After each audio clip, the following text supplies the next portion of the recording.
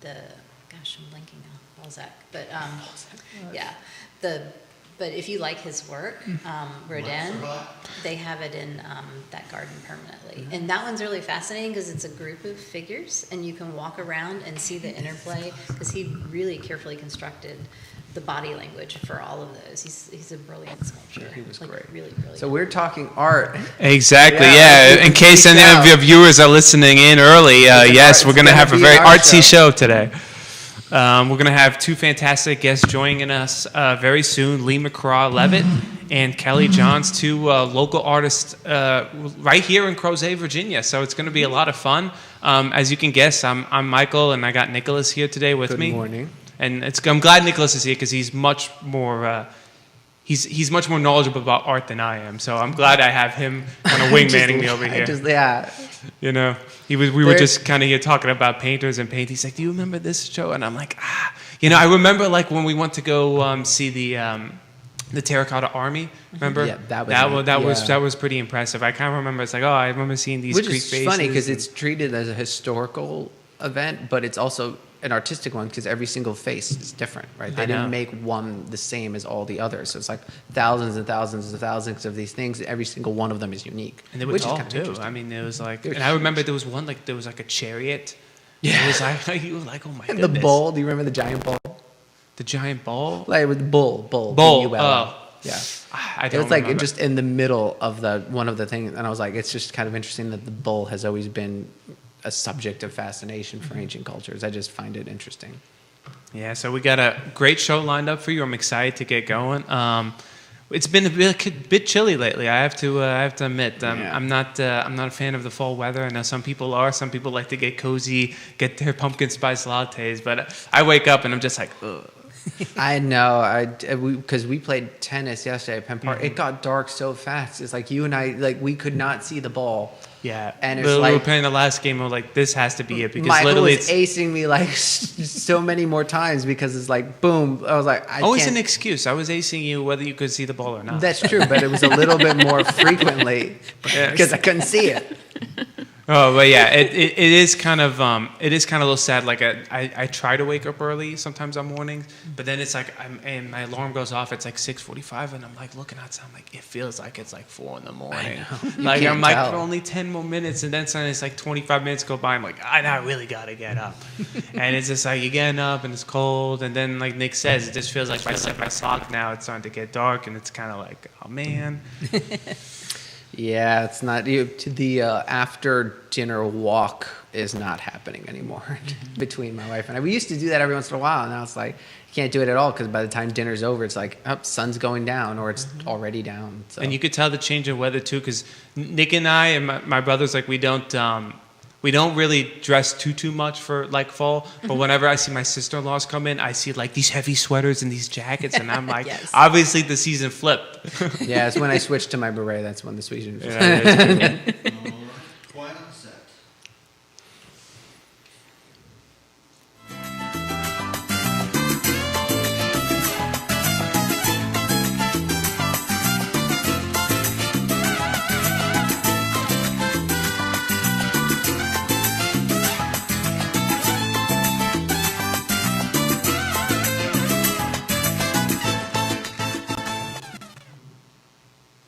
Good morning, everyone, and welcome to Today in Mañana. I'm Michael, happy to be joined by Nicholas.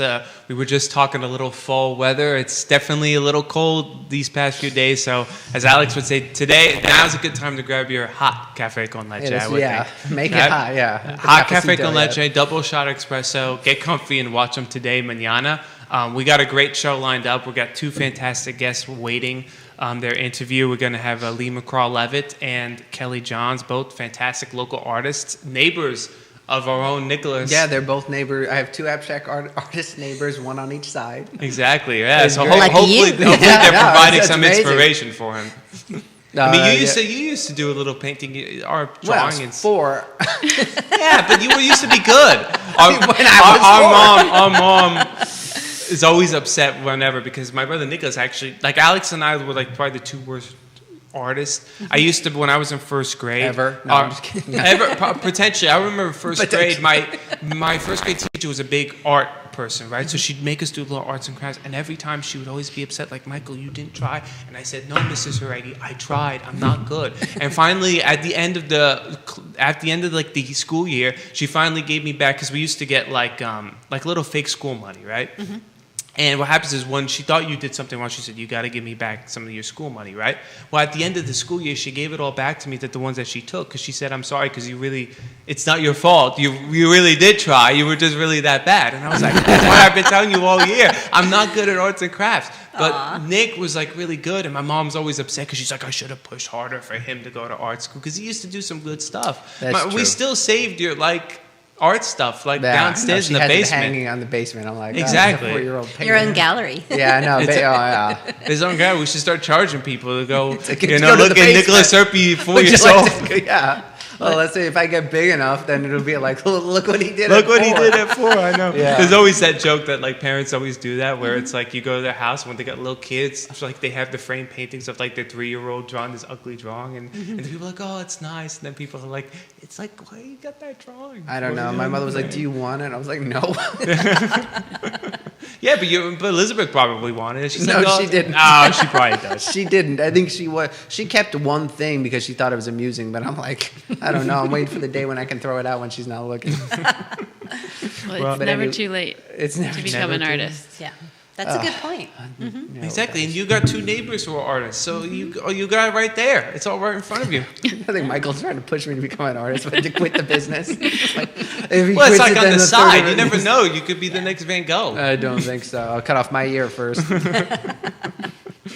Well, let me quickly do the sponsor list. I was gonna so I say, don't yeah, you forget. But jumped we right are in. always happy to be presented by our sponsors: Merger Financial Services, powered by Craddock Series Insurance, Matisse Young Realty, and Forward Adelante, the premier Latino networking business group here in Charlottesville. I don't know about you. Our And the guests Char- are already and the right in, Charlottesville- so let's just jump to Charlottesville it. Opera, Oh, Charlottesville Opera. which they have a duet series starting tomorrow, in case anyone's interested, at Friday at 7:30. This coming Friday? Yeah, tomorrow, Friday, yes. As in, Oh, yeah, it's tomorrow, Friday. It's Thursday, right? Yeah, it is Thursday. As every week we do it on Thursday. Tomorrow, Friday at 7:30 at the First Presbyterian. They're starting a duet series, and they're going to be doing them. Oh, I don't know how often they're doing them. I was going to say like every month, but I know it's at least every And they've month. have they announced what they're doing next year for Yeah, Charlottesville it is Opera? Bizet's Carmen for Oh, the okay. opera, and The Pirates of Penzance by Gilbert and Sullivan. It's going to be their first Gilbert and Sullivan, which is, I was surprised, but it turns out is the first Gilbert and Sullivan at the Charlottesville Opera since their starts 50 years ago Wow. or so. Yeah, it's the first one. Carmen so. should be good though, because Yeah. Carmen's got that, that famous. What do you The call it? ride. Habanera. It's a Habanera. famous habanera. Yeah. I almost said habanero, but I'm like, no, that's a pepper. Nobody would have known the difference. The Yeah. famous pepper It from was Carmen. a famous pepper from Carmen, yes. Well, let me quickly get to our guesses where they can kind Yeah, of join jump in. on in. So we are happy to be joined by Lee McCraw-Levitt and Kelly Johns, 2 local artists here in Crozet, Virginia. Thank you so much, both of you, for coming on. Thanks for having us. Yeah, And excited to excellent be neighbors here. as well.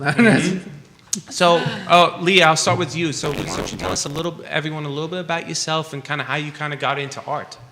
Well, I actually got a fairly late start, which was what we were talking about briefly. But I was 48 when I first picked up a paintbrush, and it was after my sister passed away, and the world felt kind of gray and colorless. And I had been doing photography, but wanted to kind of push the boundaries of what I was doing with that. And I took an online class, and we just were playing. We were collaging and doing fun things. And I loved it so much. I've not stopped since then, and there's just so much art. There's just so much. An now. online class, was it kind of like a master class thing, or sort of like No, this was just a woman out in Portland. I was living in Germany at the time, so I had to download the Oh, okay. lessons and Wow. then do them, and then we would post them on Flickr because there was no Instagram to share as a class. But she would have instructions. She's like, "This week we're going to play with composition, and I want you to just get these kind of things together and try different things." And so it was very playful and low key. There was no, "This is the right brush to use," or "This is how to mix color." I started with the element of play and just exploration. And I think that was perfect for me because I struggled a lot with the perfectionism of everything. And so that is how I got my start, but I loved it so much I never stopped. And it didn't really take any training after that, but I do have an undergraduate degree in art history, so it's not like I don't know art. I just Okay. hadn't made art. So that was gonna be my follow-up Yeah. question, because like we were talking about Rothko and Rodin in advance. I Yeah. was like, did that come after? Or did that come Yeah, before? so no, I studied that all 4 years in college, and then I did a big tour of Europe afterwards to go see all the art with a friend of mine, and then I lived overseas and got to continue to go to all the major museums throughout my adulthood. So a lot of exposure to looking at art, but I didn't start making it until I was 48. Wow. So yeah, so I've been doing that about 12 years now, and it's my way of life. So. What about you, Kelly? So I've always been an artist. I like to say where I'm at with my art career now is that my art was just waiting for me. Because I've always done art throughout my life, and the reflection I've always gotten from others is that you're an artist, so it's like I had to kind of develop into the person I am, I think, to hold the frequency of the art I make now. It's a much more deep, vast experience than I think I was ready to create at different stages in my life. So I always made art, but I didn't go after it as seriously and professionally, as I am now. And I did a lot more, experimented with different styles, line art, and different, more graphic. And my mom likes to say that was this is my mature art, which goes along with it. So line art would be... So line art is really where you take away everything, and you just have the simple shapes left. Okay. So I would do pen and ink, start with pencil, but you're taking a complex drawing of something and then working down to keep only the essential lines that represent what you're trying to portray. So, and I think I was sharing this with you, Nick, the other day, is that type of art was very interesting to me because I love providing a lot of white space in my art and time for whoever's interacting with it to have that space to feel into it, and those calm breaks in between the marks. So I was really drawn to line art always for that reason. But then I had my daughter, and I was in the phase of diapers and the naps and the monotony of that beautiful period of life. But it's very repetitive, and I just wanted to not. When I had a little chunk of time to do art, I was like, I don't want to sit down and be stressed about when I'm taking this line away. I just want to pour paint. I want to make big colors, and I always saw myself having this career of making these huge abstracts it's like my second career because I used to be in the corporate world before I had my daughter, and so that's what I'm doing. But I do think that I had to arrive at this point in order to match the art that wanted to come through. And so when you talk, and then both of you, do you both kind of paint in more of an abstract style? Is that how you would say? How would you kind of categorize it? So what inspires you to kind of paint in the way that, I know before we would talk about colors, how do you kind of get inspiration from that to paint? Emotionally talking and... Well, I like to say I'm telling a story with all of my paintings, and I don't start with the story in mind. I start by... Most of my canvases start by I will be working on something where I'm in the middle and I kind of know where I'm going, and I have extra paint on my brush, and I'll just reach over to a fresh canvas and I'll clean my brush off on the canvas. So most of my paintings start with random marks that I don't know, right? I just put it on there, and then I start covering the canvas, and then something comes to me and I start to feel like there's an idea I want to express, but I mostly do very non-objective art. So you would look at it and you wouldn't be able to see anything you recognize. Abstracting is when you take something and then you start moving it away from being purely representational. And I do some of that. I do landscapes that way. But most of it's non-objective. Rothko is non-objective. There's just no thing that you can project onto it. So it becomes more about feelings. And so almost all of mine are about feeling good, right? I aim to make my paintings uplifting, and when people look at them, I always get, this is so happy, I think adults forget that it's okay to just love color and feel happy. So I'm offering that to the Yeah, I'll world. say Judah shared some of your paintings live while we were talking. So that I'm you can curious see what was because going before on. we were talking about, what was his name, Rocco? Rothko. Rothko. Mark And you Rothko. were talking about how like he had a purple and that gave people kind of like a calming feeling. So when you kind of go into colors, do you kind of think about what colors you kind of want to put on the canvas, or are you just kind of sort of like whatever feels like in the moment to kind of?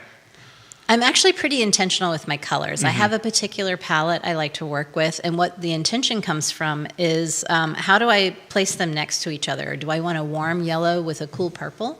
That's one kind of energy. Do I want a really strong orangey yellow with a very deep, strong purple? That's a different energy, because then you're like working opposites on the color wheel, and that's going to kind of create a clashing energy, which does that. So I work with the warmth and the coolness of the colors, and then I don't work with very many neutrals. If I do a neutral, it's going to be like one of my bluey greens that I like, that I'll take with a little bit of black and white and move it towards gray, but it's still going to have a lot of the color in it. But I just made the decision I didn't want to use what I call grown-up colors, like burnt umber. So I use the fun colors. So. What about you, Kelly? And so this is where our work is very in contrast, because I paint primarily in soft, neutral.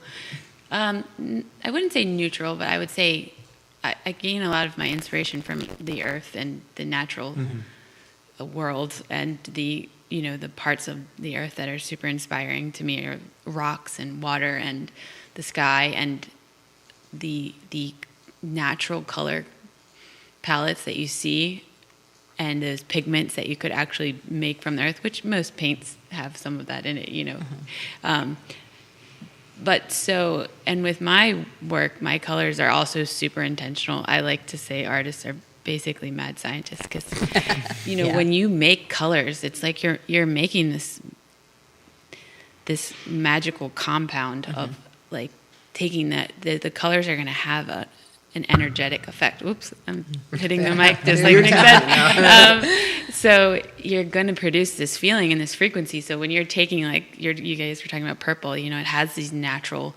components of ways it's going to make you feel. Well, when you're in there mixing and making your own colors, you're creating your own vibes. There's going to be a visceral response to your work that is known by your colors. So like I like my colors, my swatches that I, over the years I've made that I paint from I'm like, they're my DNA, you know? So they're sacred to me. So you'll see a lot of those repeated in my work, but it's very intentional and very thought out. Like I'll feel into a color palette for sometimes years before I actually paint it. And the work is, because I think my work, I like to explore like a state of being that's not. This is something I thought about, Lee, is that your work sometimes feels to me like more that exact present moment, and you're capturing that present moment, where my work feels a little bit like this state of being that you're exploring. You go through these periods of time in your life, you're going through this transition, or you're exploring this deep theme of learning this emotion, or this part of your life is bringing something out of you that you're exploring. And my work really kind of sits with those in-betweens and those times of learning those new states and just the experience of being human. And where I love that your work brings you right into the present moment, so I think that's a fun interplay. Thank you for that. And if I can share a quote real quick. Absolutely. Something that I love, Joseph Campbell has a quote about art, and I'm not going to get it all right, but he talks about the moment of aesthetic arrest and how a painting should just stop you in your tracks and pull you right there into the present moment and hold you there for a moment and pull you away from all the chaos of your life and the thoughts in your head and just bring you right there. And that's what I try to do, so thank you. And I want to say with Kelly's work, one thing I love, she'll go to the beach and then she'll just bring it home with her and put it into a painting, and you can feel the wind and the spray of the water and the way the sand feels. Like she has a way of capturing that and bringing it back with her. So you can have that with you at all times if you have Kelly's work. Thanks. So. That's incredible. So you're kind of like, you're taking a lot of inspiration, I'm guessing, kind of from the natural world around you. And you're kind of more of just sort of like trying to capture a moment in like a present part of time. Yeah. Kind of interesting. Nick, did you have a question? No, Because no, I see you thinking over yeah, there. no, I am thinking because it's interesting because I mean I have the benefit of as Kelly and Lee were talking, I could see Judah putting up the painting, so I could see what they were trying to describe. But that is a great point. Is that like, well, first off, I was thinking because that quote from Joseph Campbell reminds me a lot of Schopenhauer when he talked about that's the purpose of art was to you escape the suffering of the world but in an instant. Yeah. Yeah. So Love like that. that's and I mean obviously he went down further into this great philosophy of his, but it's interesting because like I can as you were both talking about it, I can see how Lee's does that. Are you still, Kelly, trying to achieve that to like that the escape, or is it because it is a calmer, much longer process to look at your painting than it is at Lee's? I think the thing that my art, I really try to bring through with my art is the experience of being human on the planet. So it's like, when you spend time in nature, it provides such a reflective experience. Like, you're sitting beside a river and it's flowing and you're thinking, you can get quiet and think about, well, how can I be like this river? Like, where am I throwing rocks in my life and blocking up the dam? Like, shouldn't things just flow more naturally? Like, and it's just such a reflective experience. So I love to mimic those. I do a lot of pouring paint, so it's like the water is flowing. I gain a lot of inspiration and guidance just from the way the water makes the shape on its own. So I think with my art, there's a quote, and I don't know who said it, but if we're going quotes, it's about how artists tell with their art the things that people can't explain or say. And I think, we go there. And my art, while it looks very calming, it has a depth to it. Like this series that I'm sharing, today that I'm about to release. It's about a time in my life that I had to rebuild everything. And after a season of grief, like get into who I am and what that means for me now and what's the raw material that I have to work with and what do I want to make of that? That's not a light concept, but how can I make that into the most beautiful thing? Because it is beautiful. It's an opportunity that not everyone has. And if I can only reframe it to see the opportunity that's before me, it's amazing. And so with my art, I don't know if it's so much about stopping you in your tracks. Well, I hope it does that. It's more about how does it inspire your life? Like, and my main goal with my art is that I hope that if it's on your walls, it's bringing you peace and it's reminding you of that connective thread to yourself. Like that you have the ability to reach and sit quietly and feel yourself and that guidance. And, I just want it to be that when you look at it, it inspires you to constantly go back there to yourself because that's the place that I'm going when the inspiration comes through for how the paint pours, how the colors blend, what sand I throw in or what nature scene. It's like, it's these big concepts that I want to sit with you over time. So I guess it's a little bit different. Maybe a little bit I was different. going to say, so when you say throw the sand in, there's physical sand in the painting as Yeah. well? Oh, interesting. Yeah, so I work in mixed media, and so does Lee. But, I didn't know that. I was going to say, was that another contrast? But could we get into that just a little bit before we move on? Yeah, so I primarily work with watered down acrylics. So I'll take a different, there's all different types of paints, but, and we're always exploring new art supplies. So it's like, but I like to take the different, there's fluid acrylics, which flow much more naturally. They're a lot thinner, and then heavy bodied acrylics. So I like to get a different, that dichotomy of thin layers mixed with like throwing big chunks of paint in and then using watercolor pencils or crowns or oil sticks, graphite pencils, basically anything. Sometimes I use drywall mud and put more texture. But then what I really love to do is take, if I can have an element of the earth that's from that scene that I'm drawing all that inspiration from, or that color palette, which is often sand. So it's sand from different beaches. And, sometimes when I do commissions, I'll ask people, do you have any place that this is special to you that you want like some soil from, or little pieces of rocks? Sometimes I've used like crushed up glass, tiny pieces like crystal glass that you like buy at Michael's, not like shards of that can hurt you. Beer bottles. But that- it I was just gonna gives say, it. broken beer bottles. He's went next door Yeah. and got my wine bottles. Just, But I wouldn't put it past me, because it's like all of those layers create something really interesting, and that again goes back to how I think about art, is the layers and the processes and everything. So, whether I wouldn't be surprised if a tree branch shows up in there, or just like I love putting different interesting things in. what about you, Liam? So I work with what we like to call fodder. So it might be an old painting that I cut up. It might be, I like to do a lot of mono printing, where you have a jelly plate and then you put a thin layer of paint and you might put shapes on it and then lift it up. And I'll use deli paper to do that. And I'll do it 2 or 3 times. And then it starts to create unintentional things that come together and become interesting. And so I have buckets for just my papers like that. I also will press paper onto something to pick paint up, and that starts to create patterns on the other piece. That might become fodder. And then I take, canvas. Sometimes I'll take the unstretched raw canvas, and I will paint a wild design all over it just to cut it up and use it. And I like to layer all of that on there, and I may have canvas applied to canvas, and then the mono printing on there, and then all of the things that Kelly's talking about, I also use. I use the Neo crayon. I even use some oil on top of it. It has to be the last layer, but I'll use the RF pigment sticks because they're so saturated in color.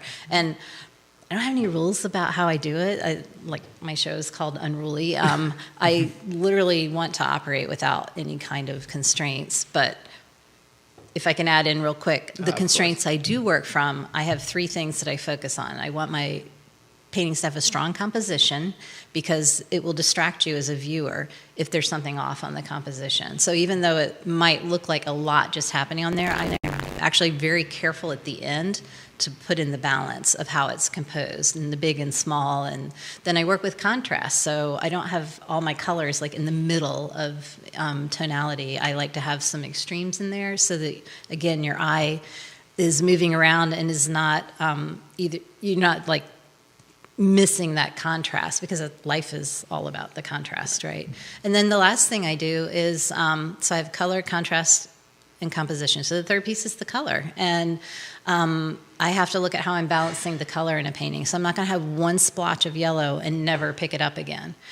But those are my only rules.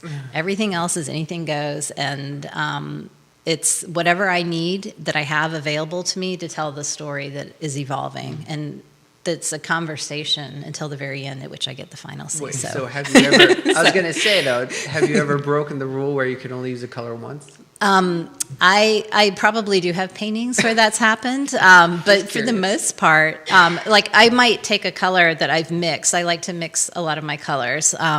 Most of them are mixed instead of straight out of the tube, but I might take that, and then I'm going to add a little bit of yellow to it, and it moves towards the green. And then I will take that same core mix, and then I'm going to add a little bit of the red to it, and it moves the other direction, gets cooler. Or I might tint with black and white on that. So that one color may only show up one time in the original mix that I made, but it's mixed with other things through there, and that creates a cohesiveness in my paintings that is subtle. So you're not going to necessarily look at it and go, oh, I know how she did that, right?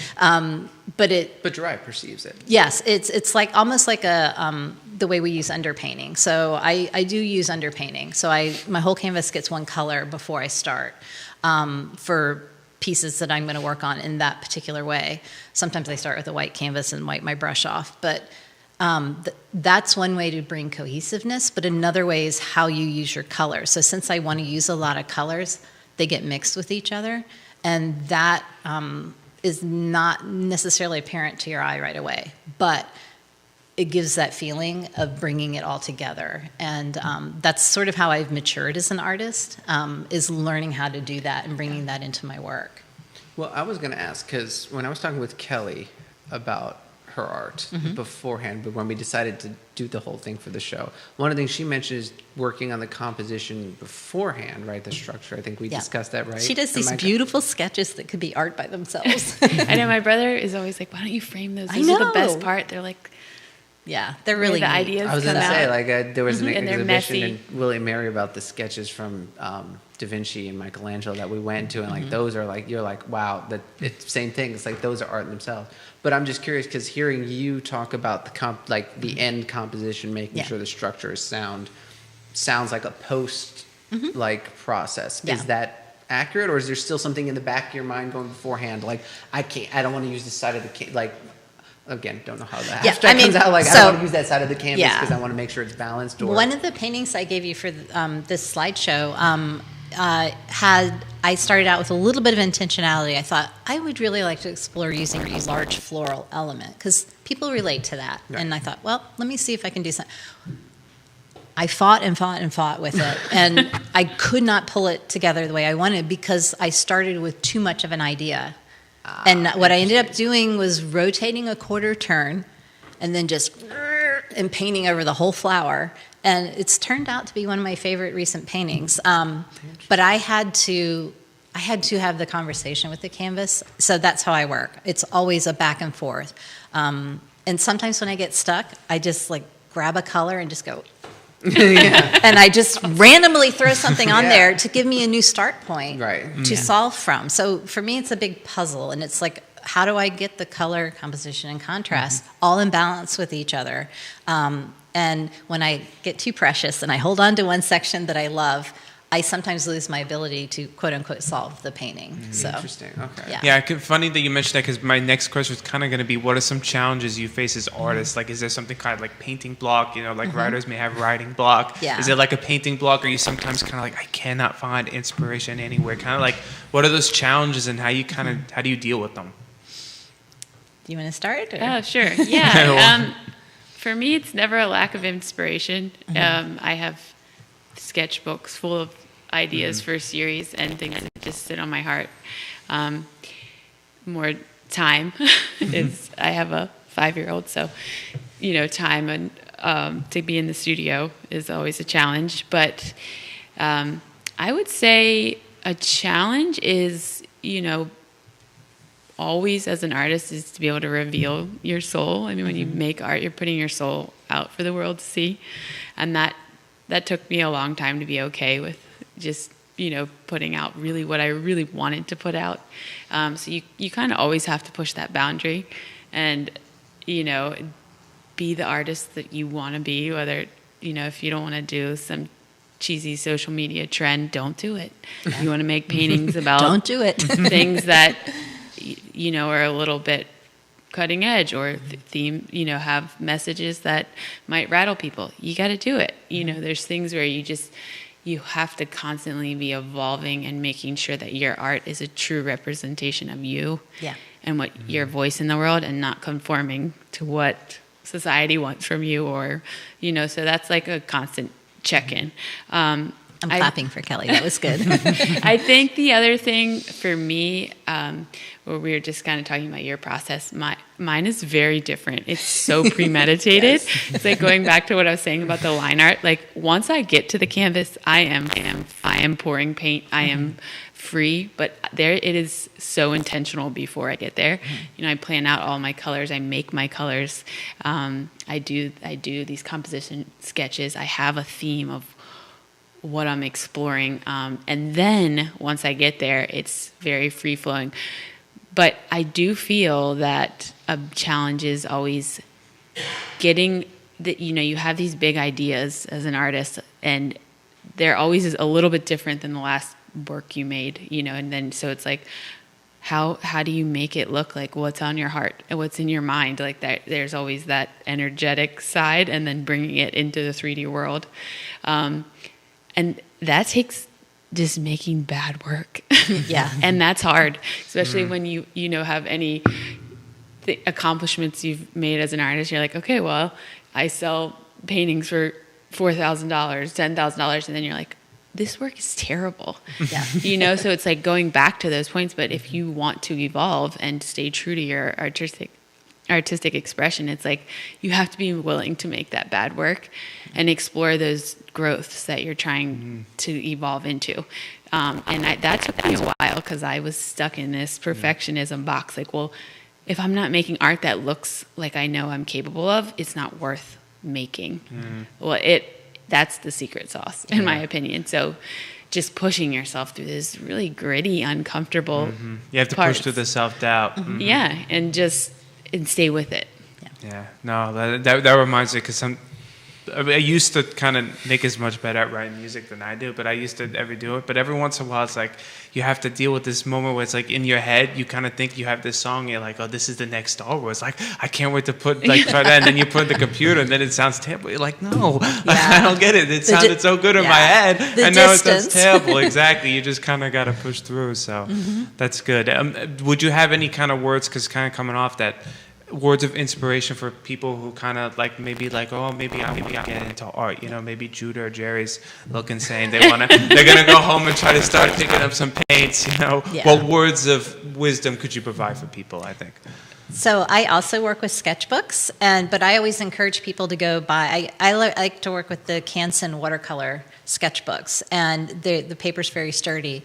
And I'm like, see if you can fill the whole thing with the bad art. Like, literally make this your bad art sketchbook, because then you're free to try everything.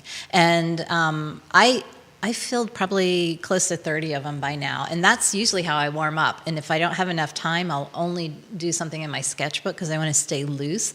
But again, leftover paint goes in there, and then I'll look through my scrap thing and put something on there that completely doesn't go with the color that I already have on there. And then I'm like, what do I do with this, right? Like, it's the play and the having a space for it to literally not look like what is in your head is, I think, the best way to like get started, because so many people stop when the flower doesn't look like the flower. And here I am 12 years later, and the flower did not look like the flower. So, but you when you learn that that's okay and you can pivot and you can keep going, it wound up being one of my favorite paintings, but not because the flower came out the way it was supposed to. It's because I allowed that conversation to happen. And you learn how to have the conversation by playing and doing a lot of sketches. And I share my sketchbooks. When they're full, I call it Flippin' Friday. And I'll just do a thing and I'll flip through. And I want people to see just how much bad art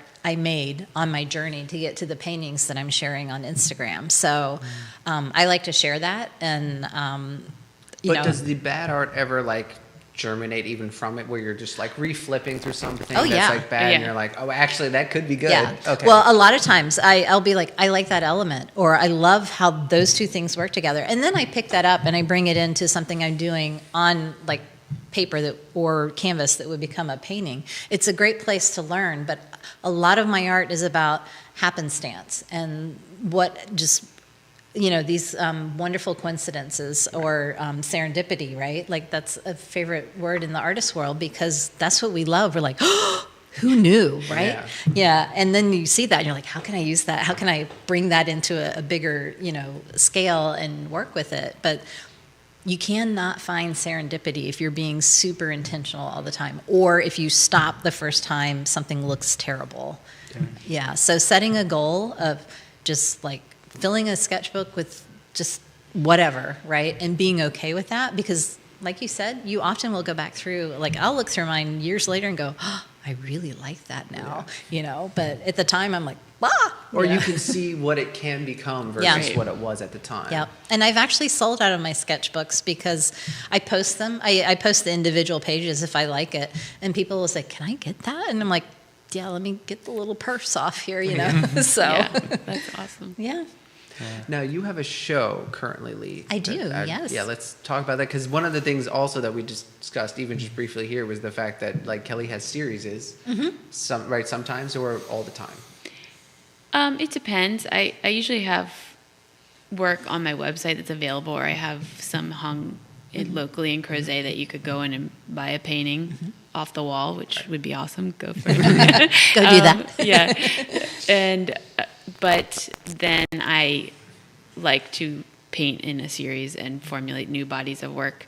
And those just come as they come, because I would love to be able to say I do for a year, but they really kind of have to go with the timing of when the art, what's going on in my life, but also when the art needs to be made. It just it comes in, and then sometimes it happens quickly, and then like this series that I shared with you, that's been an evolution of over 2 years. I've been making other art alongside of it, but this series, the idea for the series started 2 years ago, and then I incrementally worked on it, and then next thing I know, I'm like, it needs to be finished, and it's finished, so it kind of has its own life. But I like to work in bodies of work, so I pretty regularly have one going on, and then also have other work that I've already made. And they're cohesive, so if you have multiple pieces, they hang well together.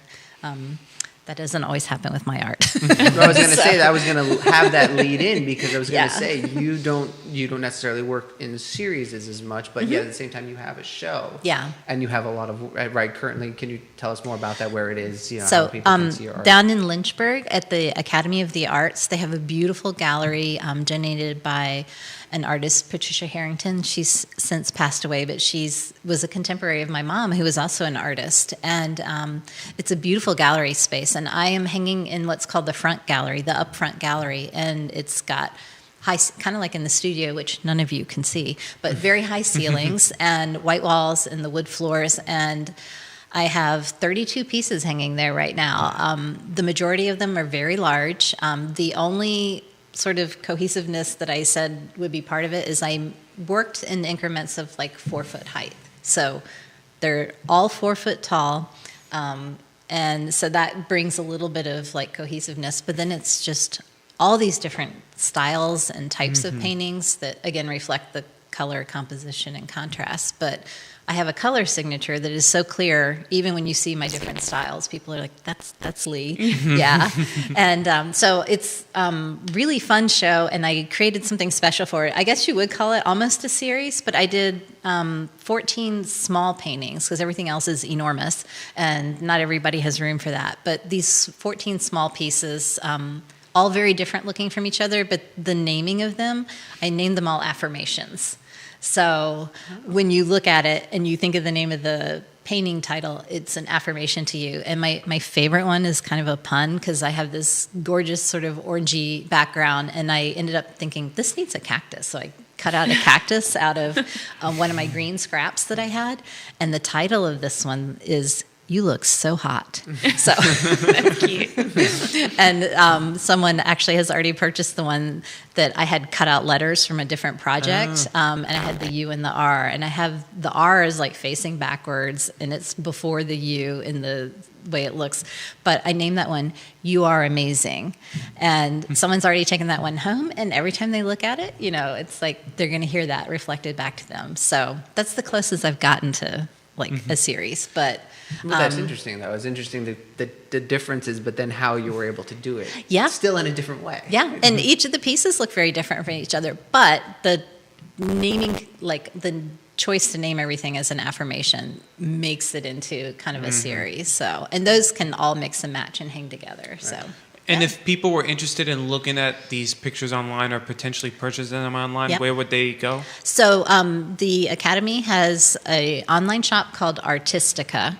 Okay. And you can go there and see my whole show is posted on there with it's a shopping cart basically. So even if you can't make it down there, you can absolutely go and check out and see all the affirmations and see the larger pieces.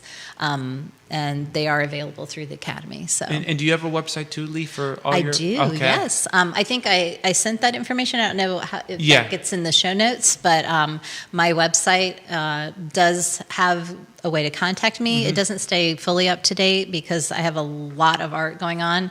I'm also in Crozet year-round in a shop called Bluebird. I have over 50 pieces there, so... And you live almost right next door to Nick, so you could just...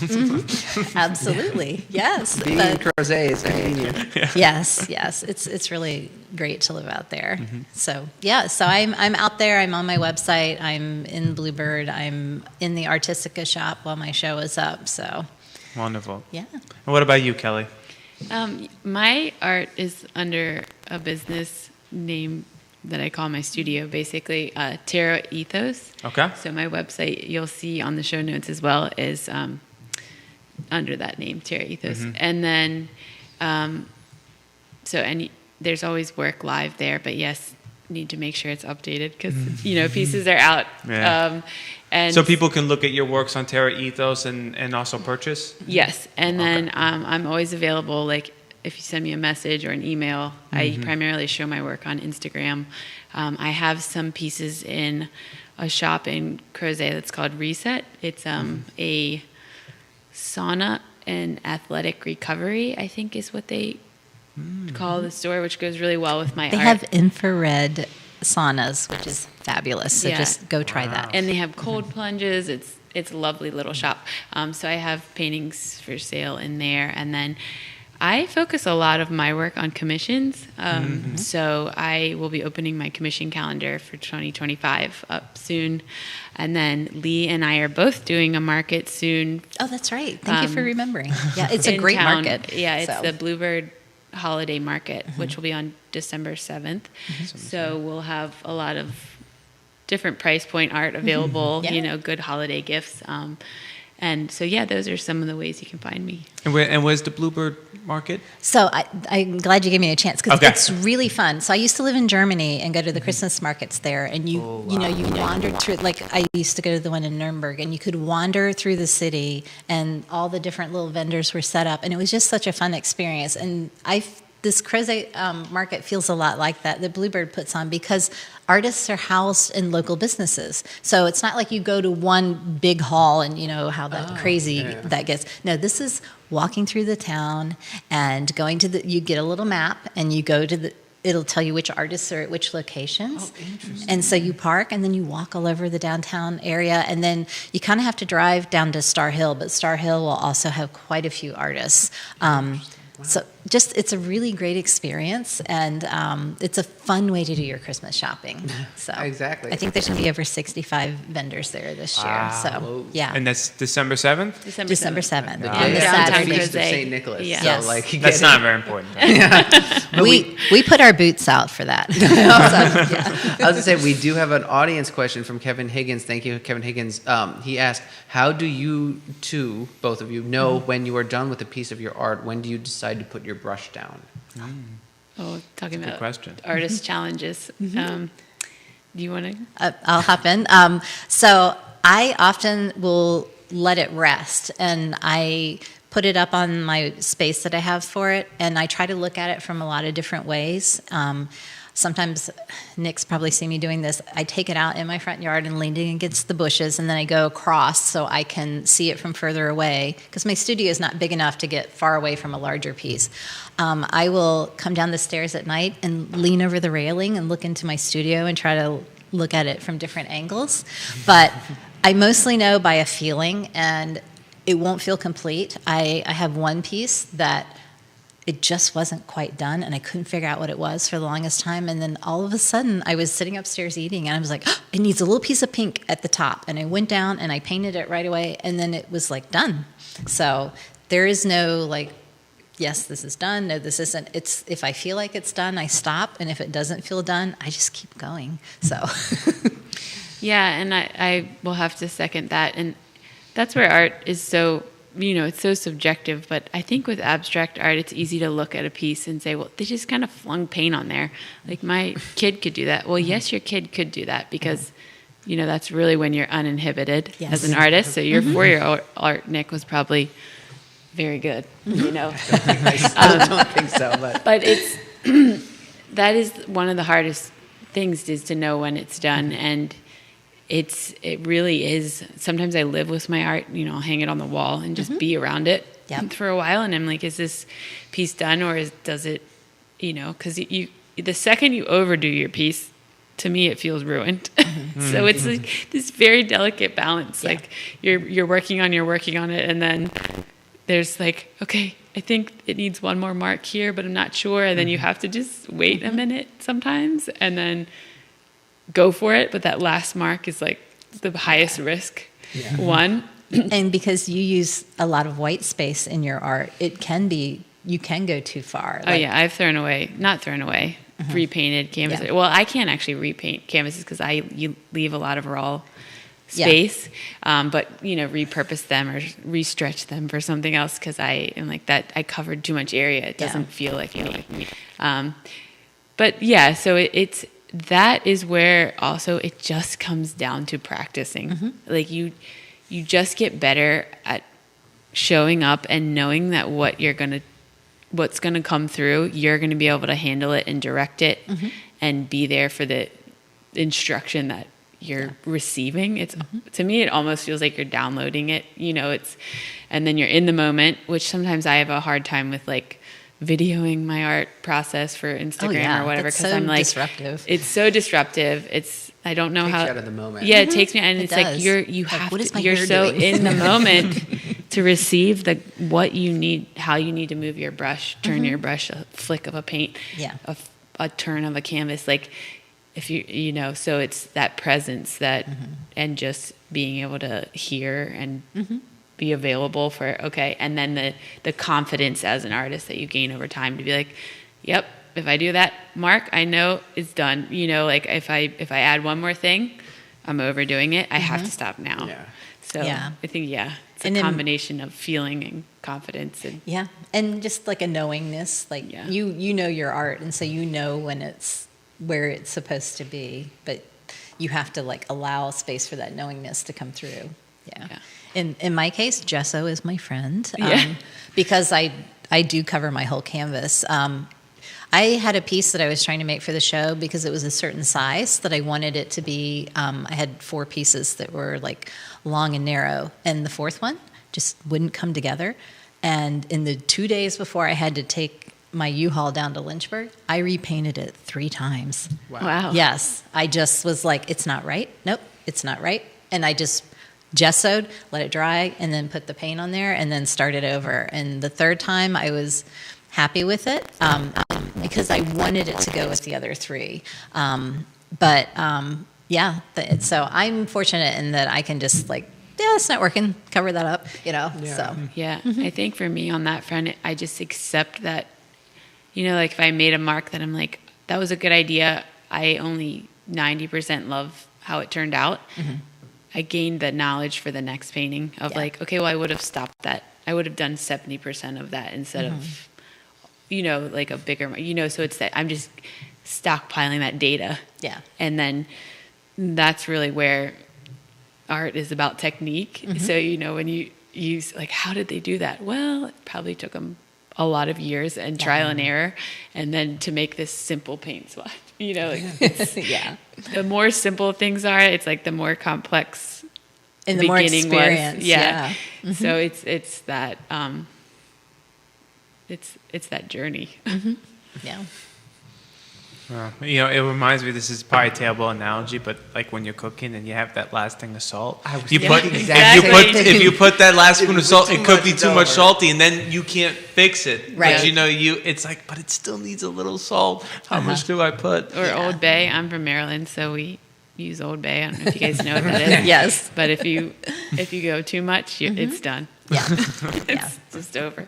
Yeah, well, you see, that's what I was going to say. That's why I stick to fiction instead of painting, is because you can always delete. Yeah. Yeah. But you can't get rid of something. on writing and music today, Yeah. especially. Yeah, it's like, that was one note too many. Delete. Cut it. Yes. Yeah, you can Okay, go back problem. and cut it Yeah. out, but it's a lot harder with canvas, and it's Yeah. like even sculpture, it's the same thing. Like you cut out too much of the marble, you're like, Yes. that leg's coming off. Yeah.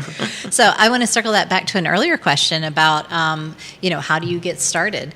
Maybe you pick something that you can paint over or cover up or delete, Interesting. so that the perfectionism that's so like overbearing in the beginning is easily addressed, right?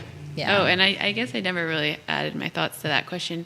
I think a lot of the best art comes out of challenges. So like you're saying with your art, and like you're feeling like it was so bad, I'm not good at art. Well, you're quite likely really good at art. It's just that You haven't seen my butterfly. But here's the thing: those types of art, Yeah. if you stayed with it, are forcing you into a different avenue of expression.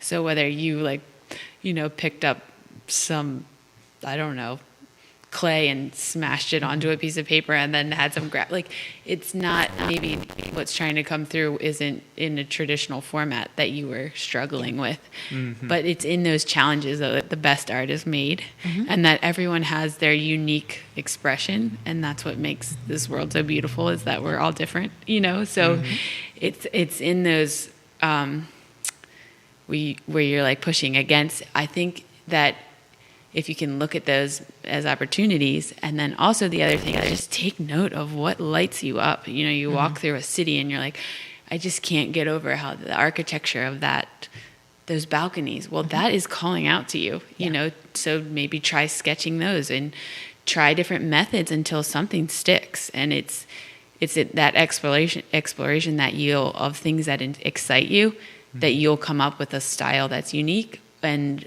in combination with those challenges of things that aren't working that push you away from those and into exploring other things. And that combination of your relationship with the things that inspire you, and then the things that you find that work well for you. Yeah. So it's a very personalized journey, and you just have to be willing to stick it out, Yeah. I like to say that when we make art, I see something, and then it passes through my brain of how I think about it, and then it moves through like my heart, what I love about it, and then my gut, what I feel about it, and then it comes out through my hands at my current skill level. Yep. Right? Yeah, that's like, good. That's, I think, how art works. And so when you start making art, if you think about it that way, it's like, oh, I literally can't do it wrong, because these things are these are all mine, right? The way I see it, the way I feel about it. And my current skill level, I also own that. And that's the piece you have to work on, right? Like if you want a higher skill level, you practice, right? But knowing that when you're making art, you're sharing with us how you see the world. Beautifully stated, both of you. Yeah, it makes me almost want to. This close. Almost, just as close. I mean, the only thing I didn't say about was I'm also very impatient. So the process of painting takes a long time. And then And that's what I mean. It doesn't have to. You could be a quick sketcher, and that's your style. So that's what I'm saying. You have to lean into what works for you, and don't try to force yourself into the things that you don't like. Yeah. And there's so many ways to make art. The other thing, this is the last thing I thought of that I'll add, is presentation is everything. So, you do a little sketch. Well, half of art is how you present it. So, put it in a mat, put it in a cool frame. That's the other half. So don't stop, but with, thinking like, okay, well, this one sketch doesn't look exactly how I want it to. Well, how would you hang it on the wall? What would you put it next to? Like, that's just as important. Yeah. And that also informs your style of art going forward, because you're like, okay, well, I love concrete, so I'm going to make a concrete frame. That's out there, but I always think about concrete because I love rocks. So then your sketch itself could be very simple. It could be a quick little graphite thing, but it looks stunning in this concrete frame. And then there's that interplay between how you present it. So frame it up, don't give up. That's a great point, because even like we look at all the old masters, and so it's like they've taken a photo of it out of context, and then you go see it in person, and you're like, man, that's like part of the ceiling, like, and it's great, but like he designed it for that specific purpose, or like it's the Last Supper. I always remember, because we walked in the dining hall of the monks, and you walk in, and then you turn and you see it, and the present. It's just so much more overwhelming when you see it in person, because it's like, he designed it for that space, like he was doing, like Da Vinci was doing with the perspective. I think it was like drawing, like he put like ropes across the entire hall, like so that the nail goes straight into Jesus' left eye, so that like if you're standing dead center, it's like absolutely. So like we forget that like there's the presentation is important, because how you see the work matters. Like it's designed for a certain space. And that's a good example, because he also was designing it for you as the viewer to feel like you were in the scene, right? Like you were participating in part. Yeah, and it was designed that way. So when you see it 2D up, on a projector, because I studied art history long time ago, and the Venus of Willendorf was the same size as the Last Supper when it was being shown on the projector, right? And then when I traveled afterwards to go see all of the art, it was so different in context and with the scale and with the frames and how it was presented. It is a very different experience. And so that's my plug to encourage all of you to go see art in person, because really that's the artist talking to you. I was going to Yeah. say, like, everything art-wise in person is better. And you can just keep go down the line, like go into a concert in person, go to a, Yeah. every medium is better in person than it is just trying to digitally, Yeah. like, experience it. Yeah. Yeah. Absolutely. Well, Kelly, Lee, thank you both so much for coming on today. It was wonderful to have you both here. Thank you for having us. This was really delightful. fun. Yeah. And I also enjoyed the brotherly interplay. Yeah, totally. This is us on our friendly days, you know. Yes. I was going to say. Repartee. Yeah. We're Yes, not seeing yeah, you this at the has been- tennis It's- match. Exactly. We control ourselves when we're on camera, you know. Yeah. I guess, Well, we do our best. And I'm very fortunate to have Kelly to talk with all the time. So I encourage all of you out there to also find people to talk about art with. Go Try a to, neighbor. yes, go to the galleries and talk to the people with you about what you're seeing, and find out how the two of you are seeing it very differently. It's so fun, and that's what art is for. Yeah, actually, a quick question that just popped in my head. How do you deal with potential criticism sometimes as artists? Ooh, Yeah. that's a good one. We were signing out. Not I like know, the I know, but hardest it just popped- question of the day. Yeah. At the end, let's throw it in. Okay. Yeah. I guess I'll start. I think that's why you just have to be true to yourself. You know, you can't make art for someone else. I think that is a Rick Rubin quote. You know, not quote, 'cause I don't think that's how he said it exactly, but it's The like, essence of his book. yeah, I mean, if you're making art that is your sole expression, it's almost not a choice. It's like we have to do this. So as long as you're staying true to that, you can handle the criticism, because you were bringing something into the world that you had to do. Yeah. And that in itself is worthy of the journey, and the experience of doing that is so fulfilling. And what it brings to you as a person is just as valuable as selling it and being able to live off of it and seeing it in people's homes. It's like that's the byproduct. The icing on the cake. Yeah, but the fact that you were able to bring that out and be there for it and show up and master these crafts and these skills and connect to yourself. I mean, you've already achieved such a feat. And so I think if you're really doing that, then if someone doesn't like it, they have that right. There's so much art. The same people don't find, everyone finds beauty in different things, and that's lovely, so people that are going to connect to your art are going to feel it and connect to it, and it's for them. And if it's not, there are a bazillion artists and art that is for them, and that's lovely. Yeah. And it's that perspective that there's 8 billion people on the planet. Not all of them like you as a person. Not all of them are going to like your art. It's just loving what you do. And I went through a long stretch where I just had to make art where nobody liked it. I learned to love to do it for myself because I was kind of in a bubble, but the people closest to me did not like the art I was making. And I had to make a choice early on. Am I going to do this because I love making it, or am I doing it for other people's approval? Right. And I think when you get over that hump in your art, and then it's almost like, well, now I'm saying I like myself, right? Yeah. And that's different than worrying about whether your art is liked by everybody. It's like, I like myself and I like what I'm making, and that's okay if other people don't like it. And then I think you really start to express yourself more freely through your art, and then it just naturally improves because you're doing that. Yeah, and just to caveat that's the journey of an artist. So you don't come out that you do deal with that imposter syndrome, and is somebody going to like it? Is it worthy of selling? Am I good enough? But those are questions you have to keep looking at and keep going, and then. Once you have faced off with that and you are doing it from that place of truth, Yeah.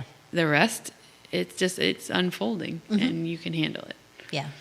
And you'll know you're at that point when you're at a market and somebody comes in and they look around and they go, and then they say, my niece does really great art, and they pull it up on their phone and they start showing you their niece's art. And when you can genuinely go, oh, that's lovely, or I love what they did with that, and not feel anything not feel like rejected, you're at that place, right? Because or they look at the price point and they say, wow, gosh, I think I can make this myself for cheaper. Yeah. And you're just like, people say that all the time, well, art is expensive. No, And it is if you expensive, really but- get into, and Lee and I would love to talk about this further. We talk about this all the time, sidebar. But why art is priced the way it is, because I think a lot of people want to buy art, but don't understand the value and why it is the price that it is. Yeah. And that's not something you would know unless you're on the other end of making it. But so they question that. It's like, okay, well, you can't sit on it, you can't eat it, you can't rent it out. Well, maybe you can rent it out. So it's a romance sale. It's a different type of purchase. So the value has to be understood. I mean, I think once you have a piece of original art in your house, it's highly addictive. Yes. I'm like, I want Yes. to buy all of my favorite artists and turn my house into a gallery, because it's the best feeling ever. That energy that is emitted. But anyway, so yes, I have heard that. I'm sorry.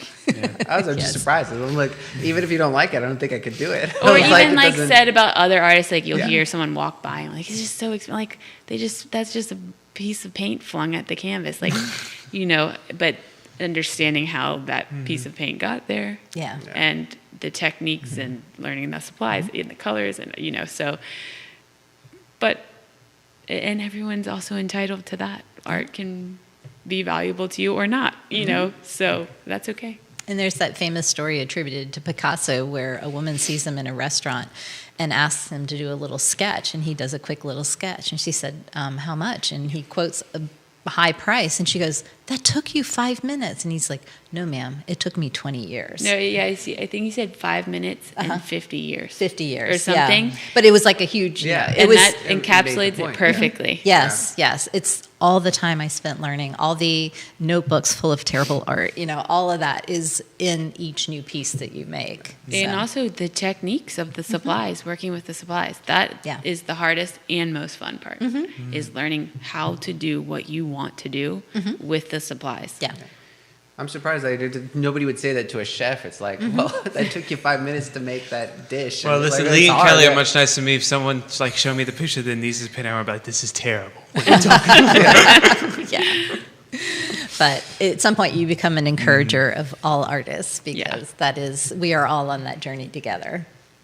Wonderfully stated. Well, thank you both again so much for coming on and sharing your art and your inspirations and your stories. Yes, it's Yeah, been good great luck fun. to your shows. Yes, good luck on the shows. Thank Thank you. you. Thank you. And thank you to Nick for being my wingman today. I'm happy to have you here. You were able to share your knowledge. Well, it was also important. I wanted to be here because this is both my neighbors. Yeah, that too. Yeah. It's like I set this up. Gosh darn it, I'm going to be here. Yeah, absolutely. And then, as always, thank you to our wonderful sponsors, Merger Financial Services, Craddock Serious Insurance, Matisse Young Realty, Charlottesville Opera, and Forward Adelante. Big thank you for Judah behind the camera for making us all look good. Thank you to Jerry and the I Love Studios for having us. Next week, we're going to have David McCormick, I believe, from Yep, Early from- Music America. Yep. On the show, so that should be great. We look forward to seeing everyone till then. But we look forward to seeing everyone next week. But until then, hasta mañana.